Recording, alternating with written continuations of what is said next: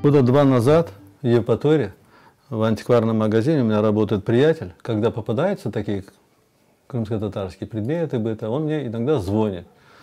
Вот однажды звонит, мне говорит так и так, говорит, вот есть, говорит, с ханского джами, ну, хан джамидин, есть, говорит, перилы мне, приедь, посмотри. Было вот к стенке прислонено, вот эти отверстия, видите, вот так и было к стенке, ну, как украшение такое было, оформление какое-то было, ну, в общем, там же деревянных михрабы были, может быть, оттуда, откуда-то, вот знаете, вот когда не михраб, а вот когда мулла на возвышенность поднимается, когда читает же, вот, может быть, из этих, как говорится, конструкций.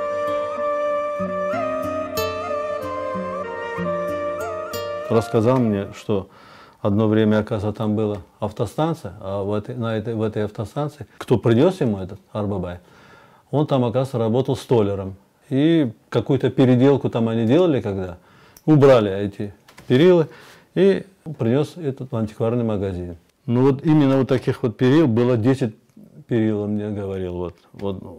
Из-за того, что он в таком состоянии, вот он те остальные продал, говорит, в Москву какому-то коллекционеру, а этот остался. Я когда увидел его, во-первых, мне очень понравилась вот форма, интересная резьба, даже вот красочка, вот видите, матовая такая краска, даже вот видно, что это краска старая, таких красок же нет, видите, матовая какая-то краска, еще цвет такой интересный, видите. Один раз вот было это все покрашено, сразу видно, что это старенькая такая штука.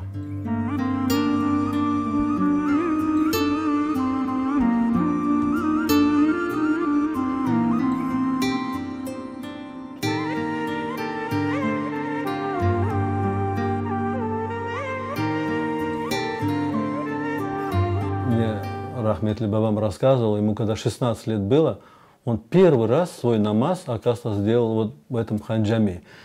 И вот когда он мне сказал, что это с ханджами, вот это, ну, мне это было очень интересно. И знаете, вот, может быть, когда-то, как говорится, рядом, может быть, отец мой, как говорится, был.